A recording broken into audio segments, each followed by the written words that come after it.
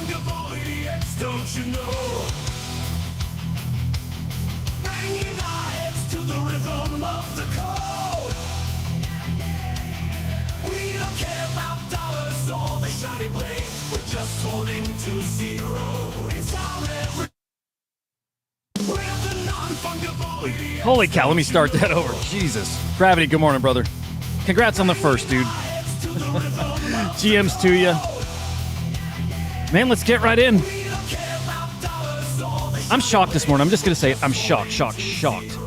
How in the world is Bitcoin looking the way it's looking with everything happening to Bitcoin? The borderline historic sell pressure that's on Bitcoin right now. Yesterday was potentially the biggest day of Bitcoin liquidations in the history of Bitcoin. Germany over $1 billion, nearly $1 billion in sales. Absolutely astonishing. Unloading half their clip at this point.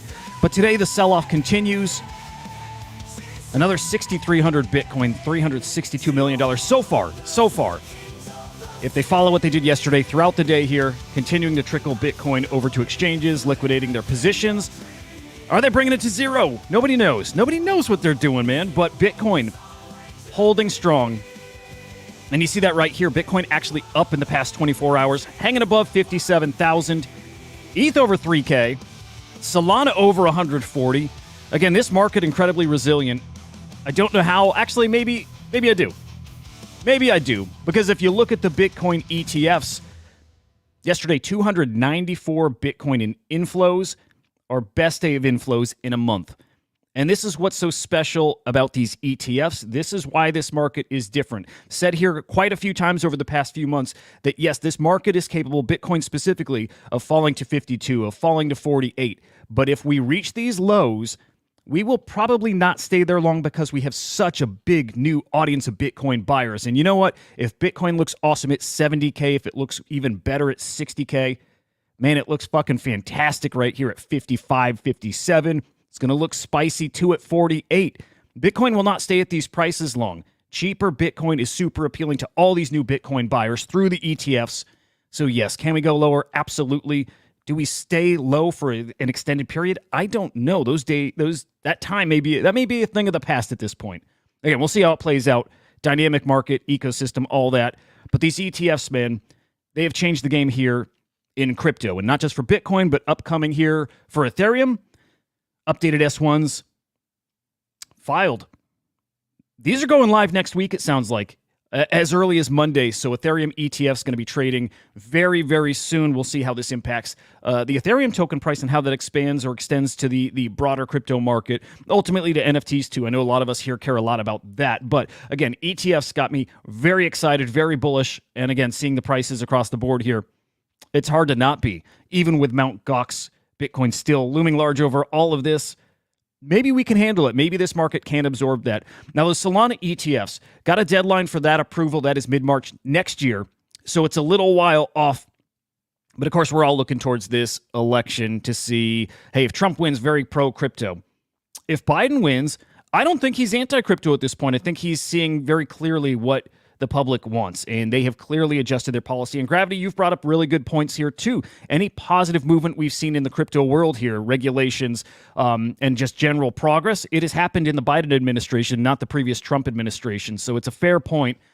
With that said, the Republican Party is the only one taking a very pro-crypto stance officially, releasing their official platform documentation yesterday. Again, very pro-crypto, as they work to build the greatest economy in history. But their stance outlined in this document: end unlawful crypto crackdown, oppose the CBDC, defend Bitcoin mining rights, and ensure the right to self-custody and free transacting. We have not seen this from the other side yet, but expect to see some more specific comments and policy on crypto in general. Either way, very bullish for crypto. I think it doesn't matter what side of the aisle you're on here. Now, NFTs also looking really strong this morning. Checking out the Crypto Slam 500 NFT Index. It's measuring the value of the NFT market. You see this morning, we're up 0.92%. Really, really good-looking NFT market.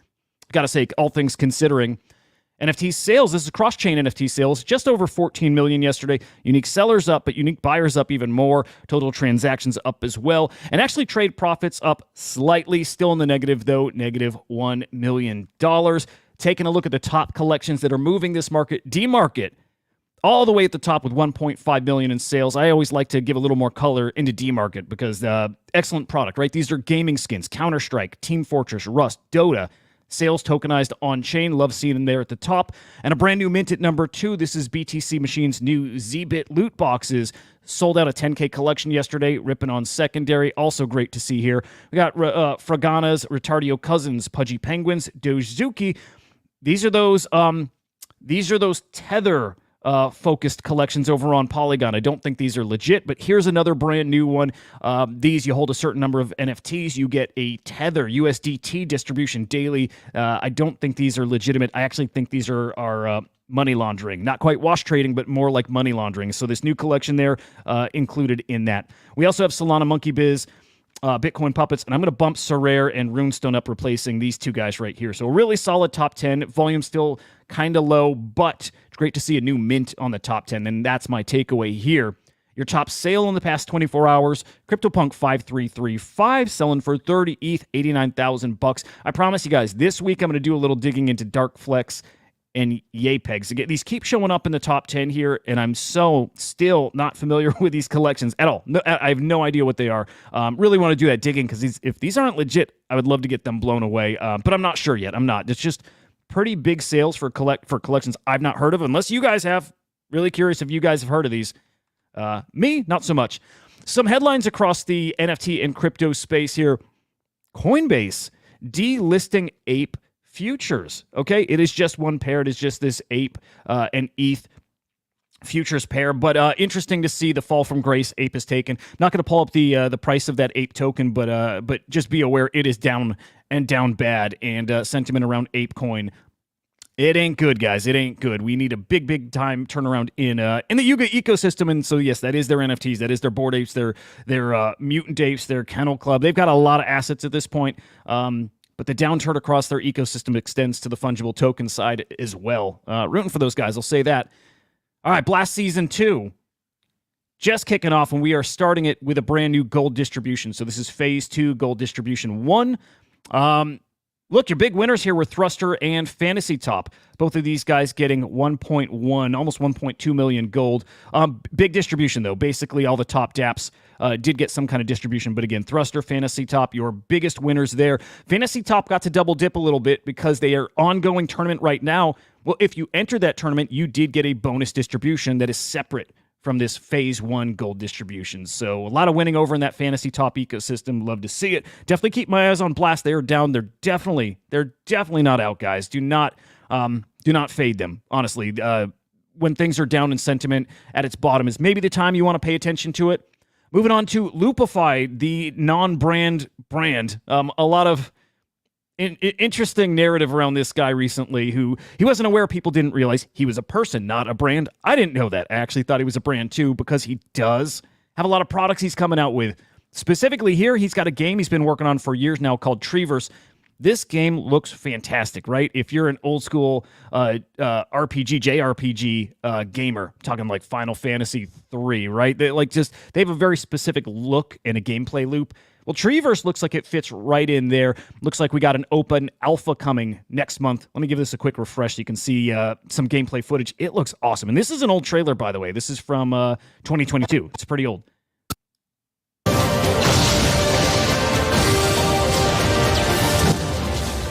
Sorry if that was loud, guys, but awesome. Like, awesome looking game. Actually, graphics got a bit of a change here.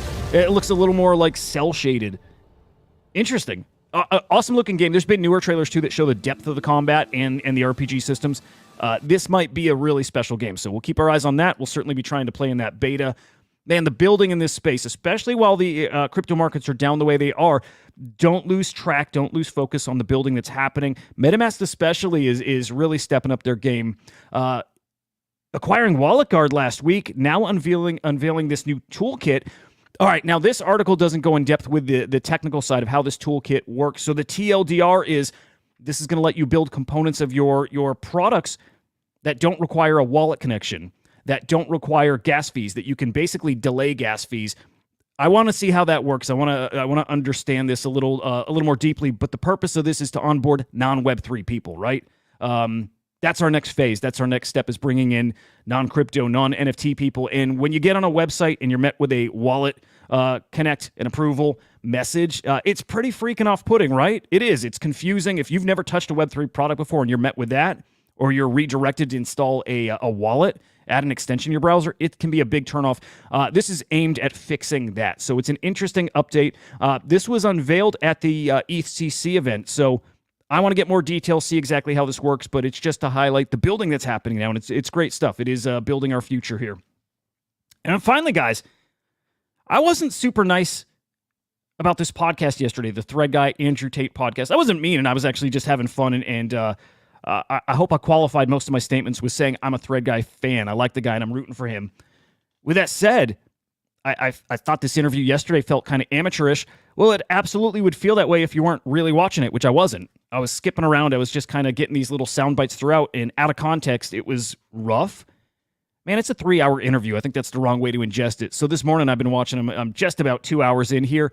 Guys, it's fucking excellent. Look, if you don't like Andrew Tate and you can't stomach him, I get not watching it. But if you enjoy a good conversation about crypto and life in general, this is it. I'm thoroughly entertained during it. I think Thread Guy has upped his game. His skill level's increasing. It's on display here. It is not what I thought it was yesterday during our afternoon show. I didn't think much of this interview. Total 180. I really enjoy it. Can't wait to get through the next hour here. It's a great podcast. It's a great interview. I do recommend you check it out. Again, if you can't stomach Tate, I get it. But if you're a Thread guy and you want to support the dude, this is excellent. All right. That's our show this morning, guys. We'll be live over on Chain Reactor at 10 a.m. Eastern Time. Today's topic's getting all of them quite a bit deeper, and got some other stuff ready to throw your way. We'll get a little deeper into that BTC machine mint too, because that was honestly a great sign. Let me say good morning to the gang though, real quick. Choina, what's up, brother? Good to see you, man. There you go. There you go, Gravity. Spot freaking on, sir. Tickle, good morning. Dead, good morning, sir. Dead, I missed it too. You know, I've got 3. I could probably put together 2 decks.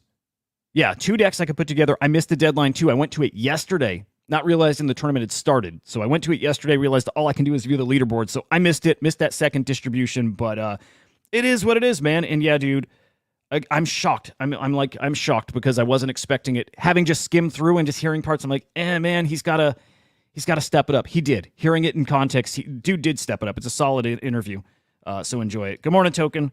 Good to see you, bro. All right, guys, I'm going to get out of here, get ready for the next show. See you at 10 a.m. We got the afternoon show as well, 4:30 p.m. Eastern Time. So I'll see you here at 10 a.m., though. I'll catch you guys soon. See ya.